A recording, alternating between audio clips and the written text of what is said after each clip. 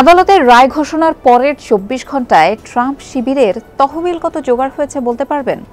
ধারণা করা হচ্ছিল ট্রাম্প দোষী সাব্যস্ত হলে তার সমর্থনে হয়তো ভাটা পড়বে, কিন্তু সেই ধারণাকে বুড়ো আঙ্গুল দেখিয়ে মাত্র ২৪ ঘন্টায় ট্রাম্প শিবিরে যোগ হয়েছে $৫২.৮ মিলিয়ন। পুরো এপ্রিল মাস জুড়েই ট্রাম্প $৭৬ মিলিয়ন তহবিল সংগ্রহ করেছিলেন, যা প্রথমবারের মতো প্রতিদ্বন্দ্বী বাইডেনের তুলনায়ও বেশি। কিন্তু দোষী সাব্যস্ত হওয়ার পর থেকে প্রতি ঘন্টায় ২ মিলিয়নেরও বেশি সংগ্রহ হয়েছে। এদের মধ্যে ১/৩ দাতাই নতুন সদস্য। চলুন দেখে নেওয়া যাক কারা ট্রাম্পকে সমর্থন করছেন আর কেনই বা সমর্থন করছেন।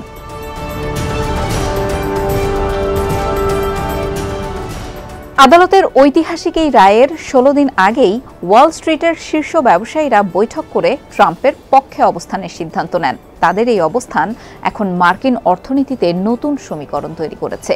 ট্রাম্পের দীর্ঘদিনের সমর্থক থেকে শুরু করে মার্কিন অর্থনীতি ও ব্যবসায় প্রভাবশালী ব্যক্তিত্বরা ট্রাম্প যতই দোষী সাব্যস্ত হোক না কেন, তারা পুনরায় ট্রাম্পকেই ক্ষমতায় দেখতে চান।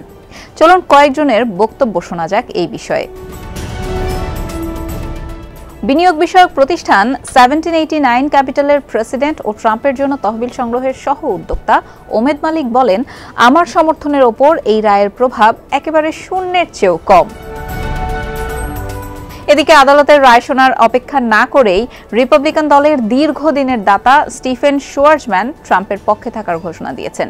ব্লুমবার্গের বিলিয়নিয়ার্স ইন্ডেক্স অনুযায়ী বিনিয়োগ ব্যবস্থাপনা বিষয়ক প্রতিষ্ঠান ব্ল্যাকস্টোন ইনকের সহ প্রতিষ্ঠাতা স্টিফেন বিশ্বের শীর্ষ ৪০ ধনীর একজন। তার সম্পদ মূল্য $৪১ বিলিয়ন। আদালত রায় ঘোষণার কয়েক ঘন্টা আগেই নিউ ইয়র্কের আরেক ধনকুবের বিল অ্যাকম্যানও ট্রাম্পের সমর্থনের কথা জানান। বিনিয়োগ প্রতিষ্ঠান ডোনাল্ডসন লাফকিন অ্যান্ড জেনারেটরের সহ প্রতিষ্ঠাতা ড্যান লাফকিন বলেন, তার ধারণা ট্রাম্প সঠিক পথে আছে, তাই তাকে সমর্থন করা উচিত।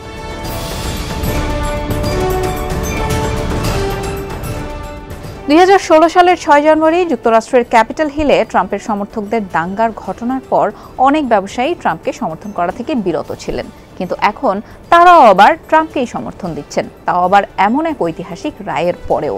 প্রশ্ন এসেই যায় যে কেন? এক কথায় বলতে গেলে এর পেছনে একটি বড় কারণ হলো অর্থনীতি।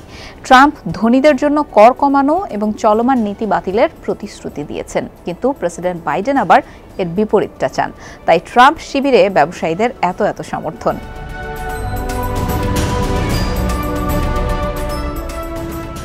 ২০১৬ সালের নির্বাচনের আগে তারকার মুখ বন্ধ রাখতে টাকা দেওয়ার ঘটনা ধামাচাপা দিতে নথিপত্রে তথ্য গোপন করার অভিযোগে ট্রাম্পকে দোষী সাব্যস্ত করেছে নিউ ইয়র্কের একটি আদালত। ১২ সদস্যের জুরি দল সাবেক এই প্রেসিডেন্টের বিরুদ্ধে আনা ৩৪টি অভিযোগেই তাকে দোষী সাব্যস্ত করেছেন, আর এটিকেই যেন তিনি তার ঢাল হিসেবে ব্যবহার করছেন।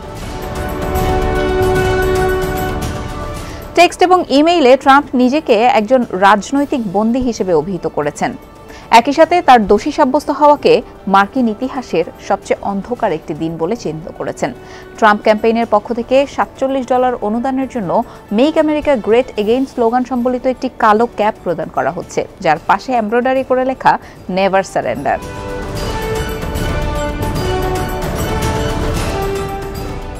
ব্রিটিশ গণমাধ্যম দ্য গার্ডিয়ান জানিয়েছে, গতকাল দিন শেষে ট্রাম্প মিডিয়া অ্যান্ড টেকনোলজি গ্রুপের শেয়ারের দাম কমে যায় ৫.৩%।